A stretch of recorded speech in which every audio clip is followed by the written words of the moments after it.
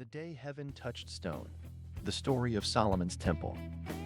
Solomon had always known that one day the task would be his, the sacred responsibility of building a house for the Lord.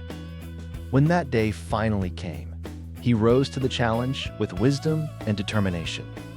He gathered thousands of skilled workers, craftsmen, builders, and planners. No detail was too small, for this was not just another building, this was the temple of the Lord.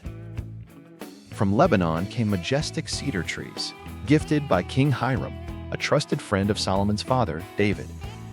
Every beam and panel was shaped carefully off-site so that no sound of chiseling or hammering would disturb the sacred quiet around the temple grounds.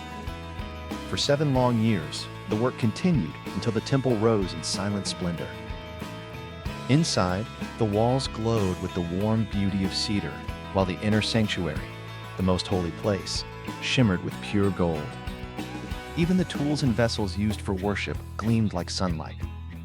And Solomon, in his wisdom, made a special place for Gentiles, foreigners who longed to come and pray to Israel's God. At last, the day of dedication came. Leaders from every tribe gathered in Jerusalem. The priests carried the Ark of the Covenant, containing only the stone tablets Moses had placed there long ago. Sacrifices were offered along the path as the priests took careful, reverent steps. When they finally set the ark inside the most holy place, something wondrous happened. A thick cloud, so full of glory it seemed alive, filled the temple. The presence of the Lord was so overwhelming that the priests could no longer stand to minister. Heaven had touched stone.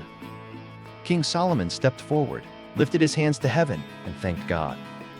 Then he turned to bless the people.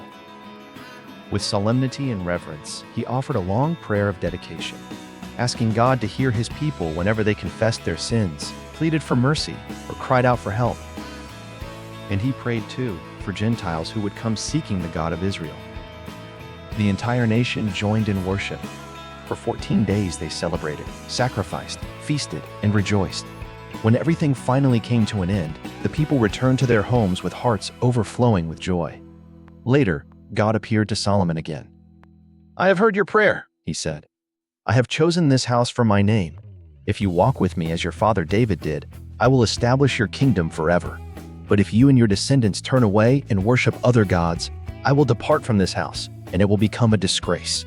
Solomon continued to build for many years, his own palace, new cities, and a vast network of construction that stretched across the land. His wisdom, wealth, and achievements became legendary. There was no king like Solomon in all the world.